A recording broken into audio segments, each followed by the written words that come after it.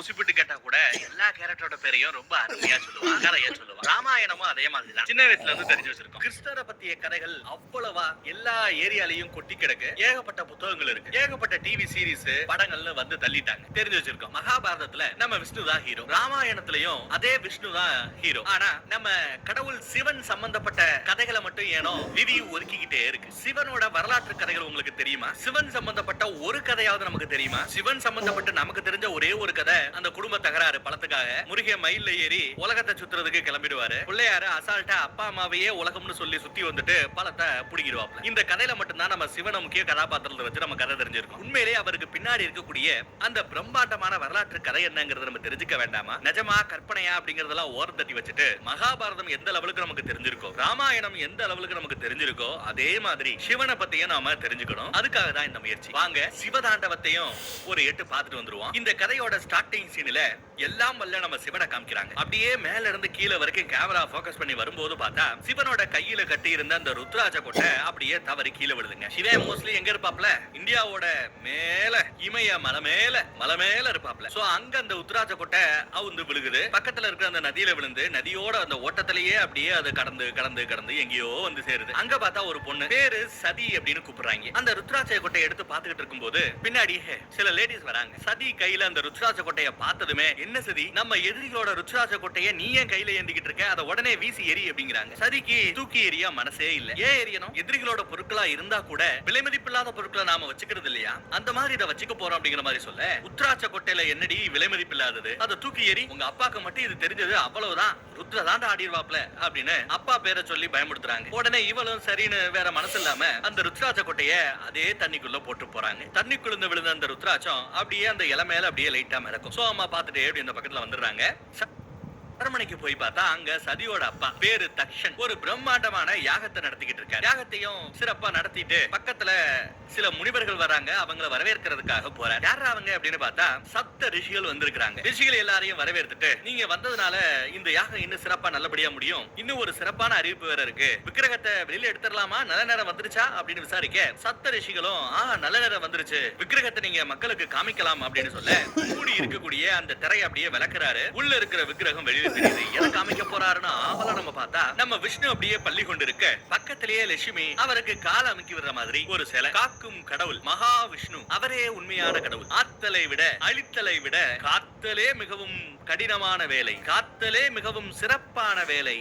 அந்த வேலையை மிகச் செப்பனே செய்து கொண்டிருக்கும் என் அப்பன் மகாவிஷ்ணுவுக்கே இந்த உலகில் யாரும் கட்டாத அளவு ஒரு பிரம்மாண்டமான ஒரு கோயிலை கட்டவிருக்கிறேன் அப்படின்னு ஒரு அனௌன்ஸ்மெண்ட் கொடுக்க, சுத்தி இருந்த எல்லா பேரும் தக்ஷ மன்னர் வாழ்க வாழ்க வாழ்கன்னு கோஷம் போட்டுக்கிட்டு இருக்காங்க. அதே சமயம் சப்த ரிஷிகள்ல ஒருத்தர் இப்ப ரெடியா இருக்கிற அந்த சிலையை பார்க்கும்போது சிலையோட கீழ்ப்பகுதியில இன்னும் வேலைகள் முடியல. ஐயோ, வேலை அறகுறையா இருக்கிற இந்த சிலையை வச்சு நம்ம பிரார்த்தனை செய்யக்கூடாது, இது தோஷமாச்சே அப்படின்னு அவங்களுக்குள்ள பேசிட்டு இருப்பாங்க. அதை நம்ம சதி கேட்டுறா. ஆனா மன்னருக்கு அது கேட்கல. அனௌன்ஸ்மெண்ட் கொடுத்துட்டு அங்க இருக்கிற ஒரு சிற்பியை பார்த்து, ரொம்ப அருமையான ஒரு சிற்பத்தை எங்களுக்காக நீங்க ரெடி பண்ணி கொடுத்துருக்கீங்க, அதுக்கு இந்தாங்க அப்படின்னு சொல்லிட்டு நிறைய தங்க காசுகளை அப்படியே அள்ளி கொடுக்கிறாரு பரிசா. அதை அந்த சிற்பி வேணான்னு சொல்லிடுறாரு. காக்கும் கடவுளுக்கு இவ்வளவு பெரிய சிலையை செஞ்சதே என்னோட பாக்கியம், எனக்கு பணம் வேண்டாம் அப்படின்னு சொல்ல, மன்னருக்கும் சந்தோஷம், சிற்பிக்கும் சந்தோஷம். சொல்லிட்டு சிற்பி போயாச்சு. நல்ல நேரம் வந்துருச்சு, சிலையை நம்ம எடுத்துட்டு போகலாம் அப்படின்னு அவங்க பேசுறாங்க. அப்புறம் எல்லாரும் சேர்ந்து இழுக்க சிலையை அப்படியே பயங்கரமா உருட்டி இப்படி கொண்டு போயிட்டே இருக்காங்க. அரண்மனையில இருந்து இப்ப சிலை நகர ஆரம்பிச்சு விட்டது.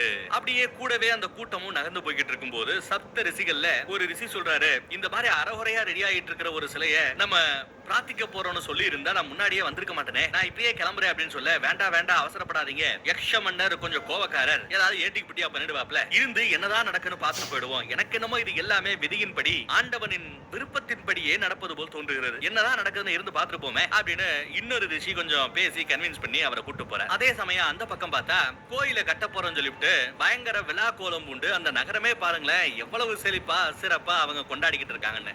ஆட்டம் பாட்டம் கொண்டாட்டம்னு படுபயங்கரமா எல்லாம் ஜோரா போய்கிட்டு இருக்கு. கூட்டம் அலமோதுது. களியாட்டத்துல இருந்து கரகாட்டம் வரைக்கும் எல்லா ஆட்டமும் சிறப்பா இருக்கு. தக்ஷ மன்னர் வாழ்க அப்படின்னும் மகாவிஷ்ணு வாழ்க அப்படின்னும் மாத்தி மாத்தி கோஷம் போட்டுக்கிட்டே இருக்காங்க. கோயிலுக்குள்ள அந்த பிரம்மாண்டமான சிலையை கொண்டு போய்கிட்டு இருக்கும் போது ஒரு கட்டத்துக்கு மேல சிலை நகர மாட்டேங்குது. இழுத்து இழுத்து பாக்குறாங்க, நகர மாட்டேங்குது. அதை பார்த்த எல்லாருக்கும் ஷாக்கு. என்னாச்சு, ஏன் நகரல அப்படின்னு கேட்டா, சிலையோட எடை ரொம்ப அதிகமா இருக்கு, இழுக்க முடியல அப்படின்னு சொல்ல, அவ்வளவுதானே, இழுக்கிறவங்களோட எண்ணிக்கையை 2 மடங்காக்குங்க, எப்படி 2 மடங்காக்கிடுங்க சோ ஈஸியா இழுத்துறலாம் அப்படின்னு சொல்றாரு தக்ஷ மன்னர். உடனே அவங்களும் சரின்னு சொல்லிவிட்டு இன்னும் நிறைய பேர் வந்து இழுக்கிறாங்க. அப்பையும் சிலை நகர மாட்டேங்குது. சதியும் அதை ஆச்சரியமா பாத்துக்கிட்டு இருக்காங்க. எவ்வளவு முயற்சி பண்ணியும் சிலை நகரல. என்ன முடியலையா? இன்னும் நிறைய பேர் வாங்க வந்து இழுங்க அப்படிங்கிறாரு. இன்னும் நிறைய பேர் வந்து இழுக்கிறாங்க. அப்பையும் நகர மாட்டேங்குது. அப்பதான் அந்த சப்த ரிஷிகள் ஒருத்தவர் வந்து நகராதுன்னா முழுமையடையாத ஒரு சிலையை வச்சு நீங்க கும்பிடணும்னு நினைக்கிறீங்க, அதனாலதான் இதெல்லாம் தப்பா நடக்குதுன்னு சொல்ல வர கையை நீட்டி போதும் நிறுத்துங்கள் அப்படிங்கிறாரு மன்னர். அத ரொம்ப சோகத்தோட இந்த பக்கம் நம்ம சதி பாத்துக்கிட்டு இருக்காங்க. அப்புறம் சோகமா இருந்த நம்ம சதி அங்கிருந்து நகர்ந்து இந்த சிலையை செஞ்ச சிற்பி இருப்பார்ல அவர்கிட்ட போய் விசாரிக்கிறாங்க. அவரும் ஒரு வணக்கத்தை வச்சுட்டு என்னன்னு கேக்குறாரு. கேட்டீங்களா வெளியில என்ன பேசிட்டு இருக்காங்கன்னு கேட்டீங்களா? சிலை முழுமையடையல, அதனாலதான் கோயிலுக்குள்ள சிலை நகர மாட்டேங்குது அப்படின்னு எல்லாரும் பேசிட்டு இருக்காங்க. அறகுறையா செஞ்சு வச்சிருக்கிறது நீ, ஆனா அசிக்கப்படுறது என் டாடியா அப்படின்னு கரெக்டா பாயிண்ட புடிச்சு கேக்குறாங்க. அந்த பக்கம் மன்னரும் எங்க வந்து என்ன பேசுற, என்கிட்டயே வந்து இந்த வேலை முடிஞ்சிருச்சு முடியலன்னு சொல்றதுக்கு யார் யா நீ அப்படின்னு கேக்குறாரு. அந்த பக்கம் நம்ம சிற்பியும் ரொம்ப வருத்தப்பட்டு ஏதோ பேச ஆரம்பிக்கிறார். என் மேல எந்த தப்பும் இல்லதாயே, உங்க அப்பாரு எப்படி செய்யணும்னு கேட்டாரோ அப்படித்தான் செஞ்சு கொடுத்திருக்கேன் அப்படின்னு அங்க நம்ம சிற்பி சொல்லிக்கிட்டு இருக்காரு. இந்த பக்கம் அந்த சப்த ரிஷிகள்ல ஒருத்தவர் இன்னும் ஒண்ணு கேட்டு போல, நீங்க நினைச்சீங்கன்னா நடக்க போற இந்த அசம்பாவிதத்தை நீங்க தடுத்து நிறுத்த முடியும், இந்த பாவத்தை செய்யாதீங்க அப்படின்னு ஒரு வாணிங்க போடுறாரு. போட்டு அந்த மனுஷன் போயிட்டாப்ல. நம்ம மன்னனுக்கு இப்ப என்ன பண்ணணும்னு தெரியல, முழிக்கிறார். பல கட்ட யோசனைக்கு அப்புறம் ஒரு முடிவுக்கு வரார். எல்லாம் வல்ல நம்ம மகாவிஷ்ணுவோட இந்த சிலையை கோயிலுக்குள்ள கொண்டு வர இந்த நாராயணனை அவரோட இருக்கையில கொண்டு போய் அமர்த்த நாராயணி யாகம் செஞ்சா போதும், எல்லாம் நல்லதே நடக்கும், நாராயணி யாகம் ஆரம்பிக்கட்டும் அப்படிங்கிறார். அதுக்கும் அங்க பஞ்சாயத்து தாங்க. சில ரிஷிகள் வந்து நீங்க சொல்ற அந்த நாராயணி யாகத்தை அவ்வளவு ஈஸியா நடத்திட முடியாது, 108 வகையான மலர்கள் வேணுமா அந்த யாகம் பண்றதுக்கு. குறிப்பா ஏதோ பாரிஜாத மலரா, அந்த மலர் ரொம்ப முக்கியமா. கீழோகம், மேலோகம், பாதாள லோகம்னு இந்த 3 லோகத்திலயுமே அந்த பூ ஒரே ஒரு இடத்துல தான் கிடைக்குமா. அப்படி அந்த பெருசு அந்த ரிஷி கொஞ்சம் தூவம் போட ஆரம்பிக்க, அதே சமயம் கொஞ்சம் கூட யோசிக்காம இந்த பக்கத்துல நம்ம சரி அந்த மலரை கொண்டு வந்து கொடுக்க வேண்டியது என்னோட பொறுப்பு அப்படின்னு அதை இவங்க ஏத்துக்கிறாங்க. அதுக்கு அப்பா ஒத்துக்க மாட்டேங்கிறார். இல்ல வேண்டாம், அந்த காட்டுக்கு மத்தியில என் செல்ல மகள் ஒண்ணு நான் விட மாட்டேன் அப்படின்றாரு. இல்ல, இந்த பூவை எடுத்துட்டு வர வேண்டியது, அந்த மலரை கொண்டு வந்து கொடுக்க வேண்டியது ஒரு பாக்கியமான செயல், அத நான் செய்யறதுக்கு சித்தமா இருக்கிறதா சதி சொல்றாங்க. இருந்தாலும் செல்ல மகளை விடுறதுக்கு அவர் தயாரா இல்ல. இந்த மாதிரி ஒரு பொண்ணு 1000 வருஷத்துக்கு ஒரு தடவை தான் ஒரு குடும்பத்துல வந்து பிறப்பா, அப்பேற்பட்ட ஒரு பொண்ணை நான் ரிஸ்க் எடுக்க விரும்பல, அனுப்ப முடியாதுங்கிற. இல்ல நான் போய்தான் வேணும் இவங்களை அடம்பிடிக்க. அதே சமயம் இவங்க பின்னாடி இருக்கிற அந்த லேடிஸ், அதுலயும் குறிப்பா சிவப்பு சட்டை போட்டு ஒருத்தர் இருக்கா பாத்தீங்களா, அவளும் நம்ம மன்னரை அப்பா தான் கூப்பிடுறாங்க. உங்க செல்ல பொண்ணுக்கு எதுவும் ஆகாம மித்த பொண்ணுங்க ரொம்ப சேஃபா கூட்டு போய் கூட்டு வந்துடும், துணைக்கு நாங்க எல்லாரும் போறோம், அனுமதியுங்கள் அப்படின்னு பர்மிஷன் கேட்க கடைசியா நம்ம மன்னரும் சரின்னு ஒத்துக்கிறார். பாரிஜாத மலர் எடுக்கிறதுக்காக இந்த கன்னி பொண்ணுங்க காட்டுக்கு மத்தியில போக போறாங்க. ஒரு வழியா இவங்க பேசிக்கிட்டு இருந்த சொன்ன அந்த காட்டு பகுதிக்கு போயாச்சு. தேவையான மலர்களை அவங்க பறிச்சுக்கிட்டு இருக்காங்க. அப்ப ஒரு பட்டாம்பூச்சி நம்ம சதியை பார்த்து அப்படியே சுத்திக்கிட்டு இருக்கும். பாக்குறதுக்கு ரொம்ப அழகா இருக்கேன்னு சொல்லிட்டு அந்த பட்டாம்பூச்சியை ஃபாலோ பண்ணிட்டு இந்த அம்மாவும் ஓடிக்கிட்டு இருக்காங்க. அது ஒரு குளக்கரைக்கு பக்கத்துல நம்ம சதியை கொண்டு வந்து விடுது. அந்த குளத்துல ஒரு இடத்துல அந்த பட்டாம்பூச்சி நிக்குங்க. நல்லா உத்துவங்க பார்த்தா அந்த பட்டாம்பூச்சி எந்த இடத்துல நிக்குதோ அங்கதான் கொஞ்ச நேரத்துக்கு முன்னாடி இவங்க தூக்கி எரிஞ்சாங்களே ஒரு ருத்ராட்ச கொட்டை, அது இருக்கு. அது மறுபடியும் இவங்க கைக்கு வந்து சேருது. அதே சமயம் சுத்தியும் முத்தியும் பாக்குறாங்க, ஏதோ தப்பா தெரியுது. கூட வந்த அந்த லேடிஸ் கூட்டம் அங்க இல்ல. பட்டாம்பூச்சியை ஃபாலோ பண்ணிட்டு வந்ததுல கொஞ்சம் வழி மாறி இந்த பக்கம் வந்துட்டாங்க போல. இந்த பக்கம் வந்து பார்த்தா மலை உச்சியில பிரம்மாண்டமா லிங்க மாதிரி ஒரு அமைப்பு. அதோட அழகை பார்த்து இவங்க வியக்குறாங்க. அப்படியே மெய் மறந்து போய் அந்த காட்சியை பார்த்துக்கிட்டு இருக்காங்க. அப்படியே அந்த அழகுல மயங்கி இவங்க நடக்க ஆரம்பிக்கிறாங்க. நடந்து போனா அங்க நிறைய முனிவர்கள் அங்க உட்கார்ந்து தியானம் பண்ணிட்டு இருக்காங்க. சதியை பார்த்ததும் எல்லாரும் வணக்க வைக்கிறாங்க. ஆனா அங்க இருக்கிற முனிவர்கள் பாக்குறதுக்கு ரொம்ப விகாரமா இருக்கிறத பார்த்து சதி கொஞ்சம் பயப்படுறாங்க. ஒருத்தர் மட்டும் தான் கொஞ்சம் சாந்த ரூபமா தெரியுறாரு, வணக்க வைக்கிறாரு. யாருமா நீங்க இந்த பக்கம் வந்திருக்கீங்கன்னு கேட்டா வழி தவறி இந்த பக்கம் வந்துட்டதா நம்ம சதி சொல்லும் போது அந்த பக்கம் யாகம் பண்ணிக்கிட்டு இருந்த இன்னொரு முனி எல்லாம் விதிப்படிதான் நடக்குது, வர வேண்டிய இடத்துக்கு தான் தாயே நீ வந்திருக்கிற அப்படின்னு சொல்றாரு. முதுகத்தான் காமிச்சிட்டு இருக்காங்க, முகத்தை காமிக்கல. இப்பதான் என் மனுஷன் திரும்பி பாக்குறாரு. வந்த அந்த பெரிய மனுஷன் இந்த மாதிரி உடம்பு முழுக்க சாம்பலை பூசிக்கிட்டு இருக்கக்கூடிய எங்களை மாதிரி ஆட்களை நீங்க பாத்திருக்க மாட்டீங்க தானே அப்படின்னு விசாரிக்கிறார். அவங்களும் ஆமாங்கிறாங்க. செத்தா எல்லா பேரும் சாம்பல் தானே ஆக போறாங்க, அதுதானே இயற்கை, அதை ஏத்துக்கிட்டு தான் இந்த மனித தினமே இந்த மனித இனமே வாழ்ந்துகிட்டு இருக்கு. அதை எடுத்து சொல்ற வகையில தான் நாங்க சாம்பலை உடம்பு முழுக்க பூசிக்கிட்டு எப்ப இருந்தாலும் இந்த மாதிரி சாம்பலாக போறோம்டா, கொஞ்சம் அடக்கி நடந்துக்கடா அப்படின்னு புரிய வைக்கிற மாதிரி நாங்களும் புரிஞ்சுக்கிற மாதிரி சாம்பலை உடம்பு முழுக்க பூசிக்கிட்டு திரிவோம் அப்படின்னு விளக்கம் சொல்றாரு அந்த பெரிய மனுஷன். அது மட்டுமா எங்க எல்லார்கிட்டையும் ருத்ராட்ச கொட்டையால செய்யப்பட்ட இந்த மாலை இருக்கும். இது ருத்ராட்ச விதைகளால செய்யப்பட்ட மாலை. ஒரு கால் இந்த மாலை அந்து விழுந்தாலோ இல்ல எங்கேயாவது தெரியாதனமா மொத்தமா போய் விழுந்தா கூட விழுந்த இடத்துல இருந்து அது மரமா வளர்ந்திருக்குமே தவிர வீணா போவதில்லை. இந்த விதைகள் ஆன்மாவுக்கு இணை, நம் வாழ்விற்கு துணை. இதை எல்லாத்தையும் வெளியில மக்களுக்கு எடுத்து சொல்லத்தான் இந்த மாதிரி ஒரு ரூபத்துல நாங்க சுத்தி திரியிறந்தாயி அப்படின்னு அந்த பெரிய முனி எடுத்து சொல்றாரு. இப்படி திரியிறமே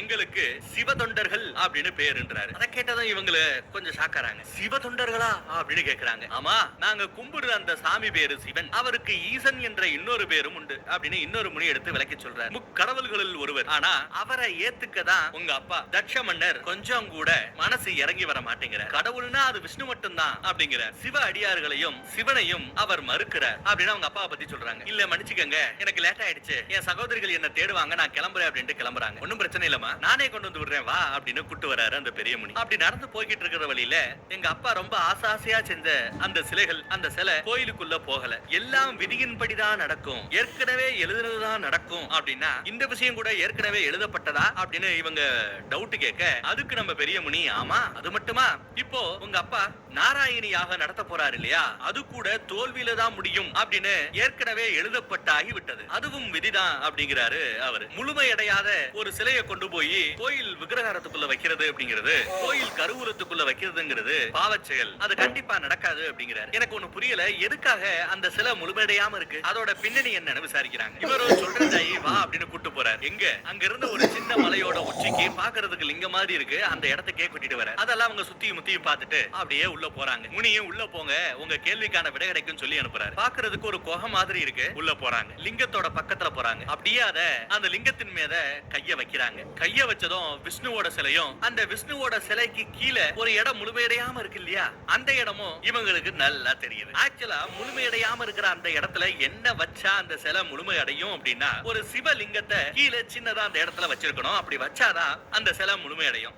அதை இவங்க தெரிஞ்சுக்கிறாங்க. இவங்க அப்பனுக்கு தான் சிவனை கண்டாலே ஆகாது இல்லையா, அதனாலதான் சிவனோட சிலைய அங்க செய்யக்கூடாதுன்னு சொல்லிவிட்டு அறகுறையா விஷ்ணு சிலைய முடிச்சிருப்பாங்க போல தெரியுது. இதெல்லாம் இவங்க இங்க இருந்து இதை தொட்டதுக்கு பின்னாடி தாங்க தெரிய வருது. இப்ப தெரியுதா, அந்த சிற்பி கூட என்ன மேட்டரா சொல்ல முடியாம முழுங்கிட்டு இருந்தான்னு இவங்க அப்பா தான் சிவன் சிலையை செஞ்சு என் விஷ்ணு சிலை முழுமையடையணும்னு அவசியம் இல்ல, அப்படியே நிப்பாட்டியா அப்படின்னு சொல்லி இருக்கிறாரு. சோ சிற்பியை குறை சொல்லி குத்தம் இல்லை இல்லையா. இந்த உலகத்தையே ஆக்குன பிரம்மா, இந்த உலகத்தையே காக்கக்கூடிய விஷ்ணு, அவங்க எவ்வளவு முக்கியமோ அதே அளவு அழித்தல தொழிலையே முழு நேர தொழிலா செஞ்சுக்கிட்டு இருக்கிற அந்த சிவனும் முக்கியம் இல்லையா. ஆக்கல், அழித்தல், காத்தல், இது மூணுல ஒண்ணு இல்லைன்னா கூட இந்த மூவுலகமே சம்பிச்சு போயிடாதா அப்படின்னு கேக்குறேன். சோ எல்லாம் தெரிந்து கொண்டு சிவனோட அந்த சிலைய, அந்த சின்ன பாகத்தை விஷ்ணுவோட அந்த பிரம்மாண்டமான சிலையில அறகுறையா விட்டு வச்ச உங்க அப்பனுக்கு கொஞ்சம் கொழுப்பு கூடித்தான் போச்சு அப்படிங்கிற மாதிரி இவர் சொல்ல வர, அதை கேட்டு பொண்ணுக்கு அப்பாவை குறை சொன்னா கோவம் வராதா இல்லையா, கோவம் வருது. ஏன் முன்னாடி எங்க அப்பா பத்தி தப்பா பேசாதீங்க அப்படின்னு சொல்றாங்க. நீங்க பேச வேண்டாம்னு சொன்னா நான் பேசாம விட்டுருவேன், ஊர் மக்கள் வாய அடைக்க முடியுமா, இல்ல உண்மைதான் பொய்யாயிடுமா. அந்த சின்ன இடத்துல சிவனோட லிங்கத்தை செய்யாத பட்சத்துல விஷ்ணுவோட அந்த சிலை பூர்த்தி அடையாது, முழுமை அடையாது.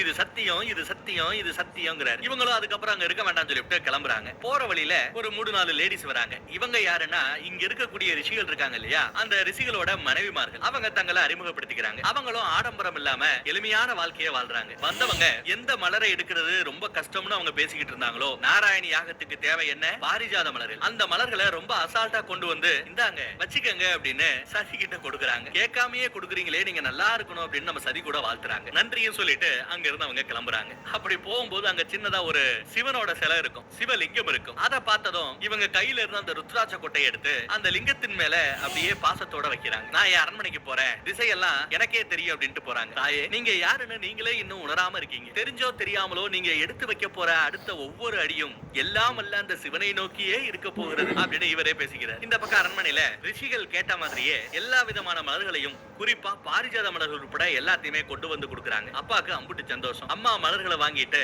பொண்ணை வாழ்த்துறாங்க. அடுத்து யாக வேலைகள் நடக்க ஆரம்பிக்குது. எங்கடா நம்ம சிற்பியை காணமேனு சிற்பியை தேடி கண்டுபிடிச்சு போய் பேசுறாங்க. கொஞ்சம் ஓப்பனா பேசுறீங்களா, எங்க அப்பா தான் சொன்னாரா விஷ்ணுவோட சிலையில எதுக்கு சிவனோட லிங்கம் அப்படின்னு சொல்லிட்டு அந்த ஏரியாவை பண்ண வேணான்னு என் டாடி சொன்னாரா அப்படின்னு விசாரிக்கிறாங்க. சிற்பி எந்த பதிலும் சொல்லாம அமைதியா இருக்கிறத வச்சு இவங்க அது உண்மைதான் அப்படின்னு புரிஞ்சுக்கிறாங்க. இந்த பக்கம் வேற அந்த நாராயணியாக நடந்துகிட்டு இருக்கு. சிற்பி கிட்ட விசாரிக்கிறாங்க. சிவலிங்கத்தை செய்யாம அந்த சிலை உள்ள போக வாய்ப்பே இல்லையான்னு விசாரிச்சா, அதெல்லாம் எனக்கு தெரியாது சாமி அப்படிங்கிறாரு இவரு. கூடவே மறைச்சு வச்சு சிவலிங்கத்தை சின்னதா செஞ்சு எடுத்து வந்திருக்கிறாரு நம்ம சிற்பி. சிவலிங்கம் என்கிட்ட தான் இருக்கு. சிலை எந்த பிரச்சனையும் இல்லாம கோயிலுக்குள்ள போகணும் அப்படின்னு நீங்க நினைச்சீங்கன்னா இந்த ஏழையால செய்ய முடியாததை நீங்க செய்யுங்க. இந்த சிவலிங்கத்தை வாங்கிட்டு வைக்க வேண்டிய இடத்துல வச்சிருங்க அப்படின்னு சிற்பி நீட்ட இவங்க தயங்கி 2 ஸ்டெப் பின்னாடி போறாங்க, பயப்படுறாங்க. இந்த பக்கம் ஒரு வழியா நாராயணியாக நடந்து முடிஞ்சிருச்சு. இப்ப தள்ளுங்கடா சிலையை அப்படின்னு சொன்னதும் சிலையை நகட்ட முயற்சி பண்றாங்க. எவ்வளவு முயற்சி பண்ணியும் அந்த சிலை நகர மாட்டேங்குது. இன்னும் நிறைய பேர் சேர்றாங்க, இழுக்கிறாங்க, தள்ளி பாக்குறாங்க, நகரல. சிற்பி கேக்குறாரு, தயவு செஞ்சு இந்த லிங்கத்தை எடுத்துக்கங்க. உங்க அப்பா செய்ய போற இந்த அனர்த்தத்தை தடுத்து நிறுத்துங்க. பிரச்சனை இல்லாம எல்லாத்தையும் உங்களால தான் முடிக்க முடியும். சிவலிங்கத்தை கையில ஏந்துங்க அப்படின்னு கேக்குறாரு. உங்க அப்பாவுக்கு ஒரு மிகப்பெரிய